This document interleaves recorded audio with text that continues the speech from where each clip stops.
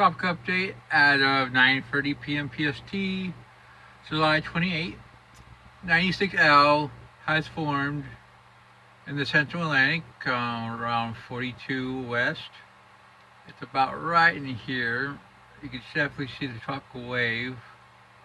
It's trying to form some convection. You definitely see the tropical wave, as I said, right here. And models are still persistent trying to form it. The NHC says 20% in the next 2 days, 70% in the next 7. This thing is not a threat to land. There's going to be a great big weakness. I mean, it's obvious. Here's the hurricane models. A lot of models don't actually want to form it or want to kill it off.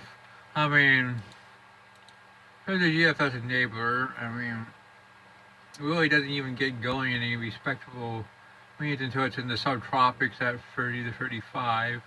You believe in that. And the GPS, I mean, maybe about 5 degrees further south. Probably gonna have to deal with the tut.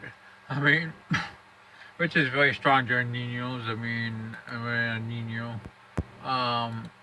Intensity models. I mean, some models in the long term try to make it a hurricane or strong tropical storm. But right now, I'm going to say probably weak tropical storm in the next 72 to 96 hours. But we'll have to see what's in the subtropics.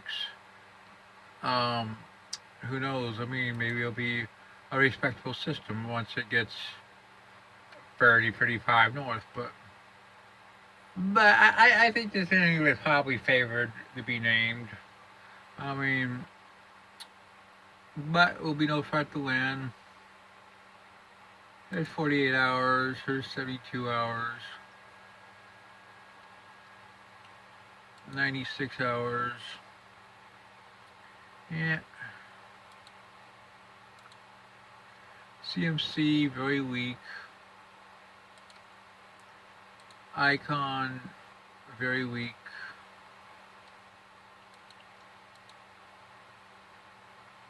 You see that's a little bit stronger, actually. It gives some support to this idea that it's very likely to form into a tropical cyclone, especially once it clears the tropics. I agree with the 70%. West Atlantic, I mean, we had a very well-defined low pressure area make landfall in Georgia earlier today. I mean, if that would have formed some convection, it could have become a short-lived depression. But its development chances are now over. The Caribbean wave is now in Central America, and it's probably going to be something to watch in the Eastern Pacific. A Cape Verde wave off Cape Verde is unlikely to develop. Yeah, looks pretty unlikely to develop anyway. Now we're going to go to the Eastern Pacific, which has a system that's probably going to develop in the next couple of days. That's 20% in the next 2 days, 80% in the next 7. Looks extremely likely to develop. It'll probably develop from some area in some energy. Let's look at the models. Here's 48 hours, as you can see. It's actually probably a tropical wave. It moves to here in 48 hours and forms it, transforming the system. While this other piece of energy here could form into a low pressure, and it's also worthy of watching, but has much less chance of development. As you can see, 1,002 in 72 hours.